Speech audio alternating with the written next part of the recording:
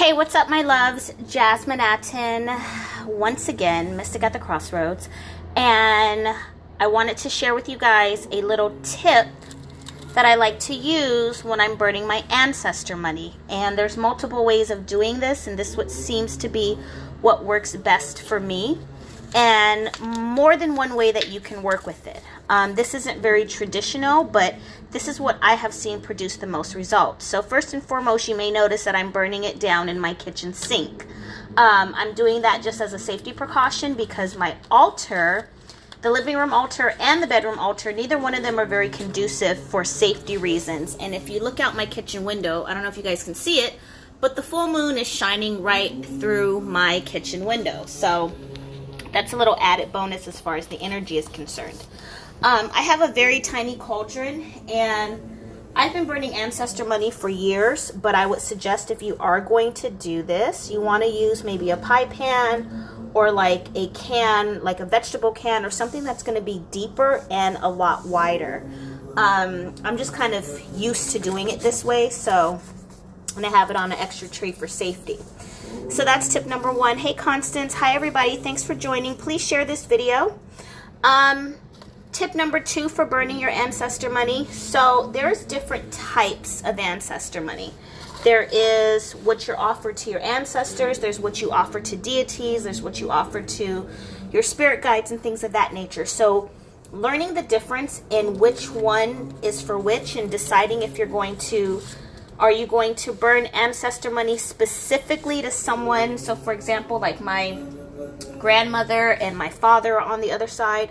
Are you going to offer it to them specifically, or are you going to just burn it and let it go to whoever's working and aiding you? Hopefully I can get through this video without my smoke alarm coming on, because that happens a lot. So I'm going to try to do this quickly. My ancestor money, there is a particular way that you are supposed to fold it when you're burning it. I have yet to learn how to fold it. Don't ask me why. My mother has been doing this since I was a kid. Coach Khayr is always like, you gotta fold it a certain way. But I fold it and I burn it and it works. I typically write the names of my loved ones that I'm sending this to. I write the names of my deities that I'm sending this to. I also take some ancestor money and I will write my name on there and what bill it's for. So let's say, you know, your rent's due, the car note, who knows, things come up. You need an extra something for, who knows, the kids, whatever. I put that on here, and you can also use the, hold on, I'll show you guys really quickly. You can also use these. It's my Rose of Jericho. You can also use these for that. This works very well. In fact, I might burn one of these.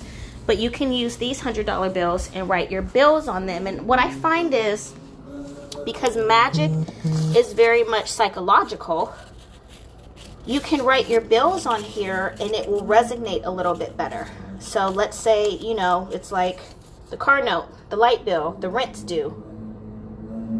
And you can do it this way. Those I got from Amazon. My third tip of how I use the smoke from my ancestor money is I cleanse my candles with it. So depending on what I'm working on, I will use the smoke from the candles, smoke from the incense, not incense, from the ancestor money, and use that energy to clear my candle. So I have a bayberry candle here. This is one of my favorites by far. These are amazing candles, and I'm going to come back and do another video in about 15-20 minutes to talk about the bayberry candle, the full moon in Gemini candle, and the money pyramid candle, and I'm going to talk to you guys a little bit about how to work with that. Now, when I do my ancestor money, I'm always doing clearing, and forgive me, y'all, because I'm working with one hand, so I'm like trying to light this and burn it at the same time. But hold on, I always do clearing energy work. I do cleansing of my home.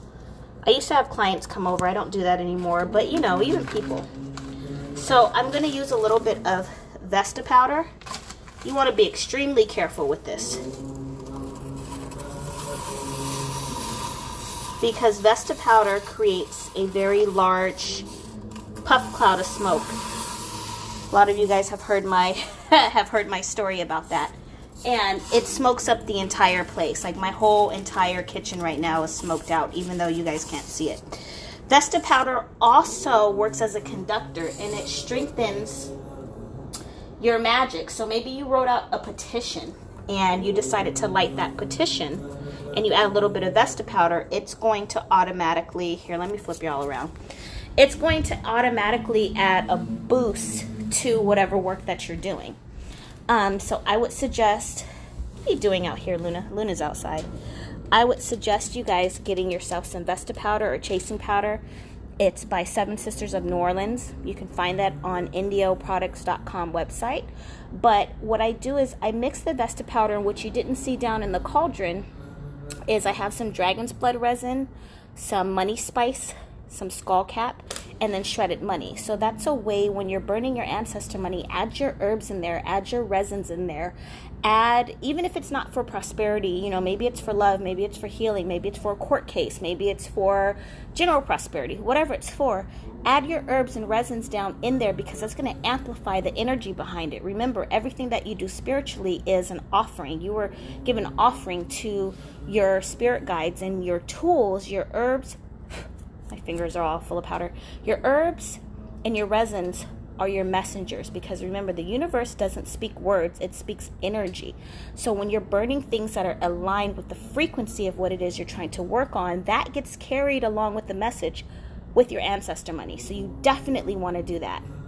I'm cleansing my candles, so if you guys, so let me ask y'all this. If y'all want to see the video on how to dress the money pyramid candle, which I'm really excited for, I've never done this video before, and this is a candle that I only use once a year. This is the last full moon of the year, and as you guys know, Thursday is going to be, this coming Thursday, I'm doing the first class of 2020 on how to manifest your abundance, your success, your riches, and wealth for 2020. Then I wanted to show you guys just a little bit about how I work with my personal candle for the last full moon. And I've been waiting to burn this candle for weeks now, and I'm really excited. So I'm happy to share that. Happy to share the video with you. I'm not going to share my personal recipe, but I will tell you how to prepare the candle so that it works specifically for those of you. With all that being said, excuse me, I'm on a high of like coffee and wine and full moon energy all in one. But I wanted to share with you guys some tips on how to utilize this beautiful full moon energy, how to work with burning your ancestor money to amplify the results that you get, and just what's worked for me. I know this is non-traditional. A lot of people don't think use the smoke from your ancestor money to cleanse your candles, but it only makes sense because you're not just cleansing, but you're also charging it up with that energy. And candles, in hindsight, yes, they're tools, but they're also offerings to our spirit guides, to our angels, to our ancestors, to the gods or goddesses, or whatever it is that you work with. So you want to get it right. And you know, this should be the time, I should say, for you to really utilize. Everybody's on this new year coming in, new life, new changes. Like, you want to ride in on this energy, and you want to utilize what's out there for you, working with specific tools. So I picked up a bayberry candle. I haven't burned one in a long time, but they work. Bayberry candles are amazing. They used to be my go-to long before money machine candles. And I said, well, hell, if I can burn a bayberry candle, I can combine it with everything else, right? So you want to really think of this full moon as like, I know this is going to be a weird analogy, but think about it as your birthday. Like, on your birthday, you do special stuff. You buy a special cake. Maybe you smoke some weed. Maybe you do some things that you don't normally do because you're celebrating. Celebrate this last full moon of this year, and celebrate this beautiful energy that's coming in to manifest the things that you want, and pick up some tools that maybe you wouldn't normally work with on a regular basis in order to do that. I will be back. What time is it?